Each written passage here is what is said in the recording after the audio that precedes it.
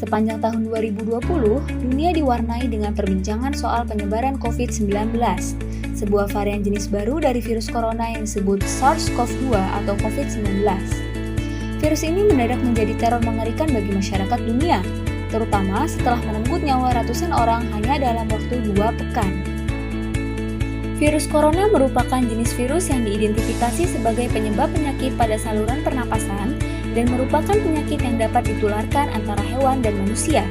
Pada akhir 2019, virus ini diketahui pertama kali terdeteksi di pasar hewan dan makanan laut di kota Wuhan, Tiongkok. Setelah hampir 2 bulan, virus ini mewabah. Akhirnya pada 30 Januari 2020, Organisasi Kesehatan Dunia (WHO) menyatakan darurat global terhadap virus corona. Kepala WHO, Tedros Adhanom Ghebreyesus mengatakan situasi darurat bukan karena penyebaran virusnya di Tiongkok, melainkan karena sudah menyebar luas ke banyak negara. COVID-19 telah menyebar ke 185 negara dan wilayah, menginfeksi lebih dari 100 juta orang dan membunuh lebih dari 2 juta orang secara global sejak muncul pertama kali di kota Wuhan, China akhir tahun lalu. Sejak kasus pertama diumumkan di Indonesia pada awal Maret 2020, berdasarkan data Satuan Tugas Penanganan COVID-19, sampai saat ini sudah terdapat lebih dari 1 juta kasus positif corona. Pandemi COVID-19 juga telah membawa dampak yang sangat signifikan pada perekonomian dan pada akhirnya berimbas pada sektor ketenagakerjaan. Sekretaris Jenderal Kementerian Ketenagakerjaan Anwar Sanusi menjelaskan total pekerja Indonesia yang terkena dampak pandemi sekitar 2.146.667 orang, baik pekerja sektor formal maupun informal.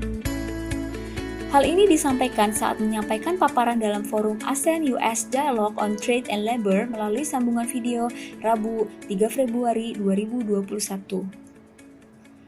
Tidak ada yang menyangka, pandemi COVID-19 akan bermuara pada ancaman krisis multidimensi. Persoalan yang bermula dari sektor kesehatan, meluas pada sektor ekonomi hingga politik. Tak ada pilihan, selain bergerak bersama untuk mengantisipasi dampak yang timbul akibat pandemi. Peran penting kini berada di tangan setiap lapisan masyarakat. Jika masyarakat disiplin mematuhi protokol kesehatan, maka hal ini sangat membantu untuk mengurangi penyebaran COVID-19.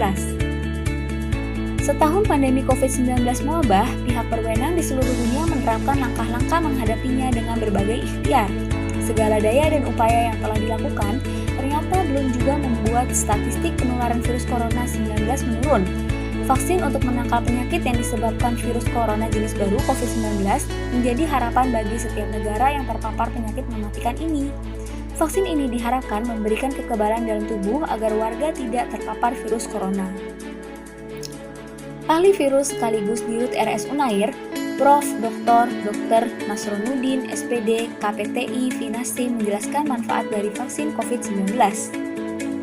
Menurutnya, vaksin akan merangsang sel tubuh manusia dan bisa mencegah virus masuk. Vaksin itu tujuannya memberikan kekebalan pada individu yang mendapatkan vaksin. Suntikan vaksin itu diharapkan akan menginduksi atau merangsang sel tubuh manusia, terutama sel B untuk memproduksi imunoglobulin, sehingga individu memiliki kekebalan pada SARS-CoV-2. Kalau ada SARS-CoV-2 masuk, bisa ditanggulangi dengan kekebalan tubuh manusia. Kalau toh terinfeksi tidak berat, cukup ringan, kata Nasron kepada Detikcom di kediamannya Selasa 3 November 2020. Indonesia sendiri mengelompokkan penanganan COVID-19 dalam 2 semester. Sepanjang semester pertama 2020, pemerintah Indonesia telah menerapkan berbagai upaya dan kebijakan penanganan COVID-19 dengan titik berat pada sektor kesehatan. Melanjutkan apa yang sudah dilakukan pada semester pertama 2020, pemerintah terus melakukan upaya menghentikan laju kenaikan kasus pada semester 2 2020 dengan memperluas cakupan strategi, yakni memasukkan penanganan dampak COVID-19 di bidang ekonomi. Untuk mendukung strategi penanganan COVID-19, pemerintah menganggarkan dana sebesar 695,2 triliun pada tahun 2020. Dari jumlah tersebut, sebesar 87,55 triliun dialokasikan untuk bidang kesehatan. Pengendalian pandemi COVID-19 pada tahun 2021 akan memprioritaskan pada penyediaan dan pemberian vaksin pada seluruh masyarakat Indonesia.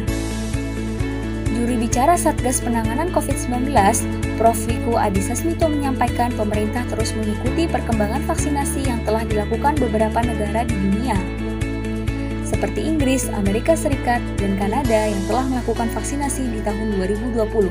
Jelasnya dalam agenda keterangan pers COVID-19 refleksi akhir tahun 2020 dan menuju 2021 di Gedung BNPB Kamis 31 Desember 2020 dan juga disiarkan kanal YouTube Sekretaris Presiden. Pemerintah diketahui sudah mengonfirmasi pemesanan 329,5 juta dosis vaksin COVID-19 dari berbagai produsen. Seluruhnya berasal dari luar negeri atau impor. Pemerintah lewat Kementerian Kesehatan, Kemenkes, telah menetapkan jenis vaksin yang resmi digunakan untuk program vaksinasi nasional, baik vaksinasi yang dibiayai pemerintah maupun vaksinasi mandiri. Hal ini tertuang dalam Keputusan Menteri Kesehatan Nomor HK.01.07/Menkes/9860/2020 tentang penetapan jenis vaksin untuk pelaksanaan vaksinasi coronavirus disease 2019 dalam kurung COVID-19. Dikutip dari Antara, Sabtu, 9 Januari 2021, vaksin pertama sekaligus paling besar berasal dari perusahaan farmasi Cina Sinovac sebanyak 125,5 juta dosis. Vaksin impor kedua didatangkan dari pabrikan vaksin Amerika Serikat Kanada Novavax sebesar 50 juta dosis. Ketiga dari kerjasama multilateral WHO dan Aliansi Vaksin Dunia COVAX GA5 sebesar 50 juta dosis. Keempat, pemerintah Indonesia juga mengimpor vaksin dari pabrikan Inggris AstraZeneca sebanyak 50 juta dosis. Dan kelima, perusahaan farmasi gabungan Jerman dan Amerika Serikat Pfizer Biotech sebanyak 50 juta. Sejauh ini, target vaksinasi di Indonesia menyasar 181,5 juta orang, dengan kebutuhan dosis vaksin sekitar 426 juta dosis.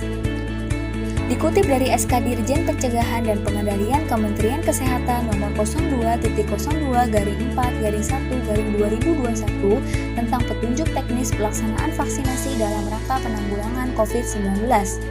Tahapan pelaksanaan vaksinasi COVID-19 dilaksanakan mulai dari Januari 2021 sampai Maret 2022.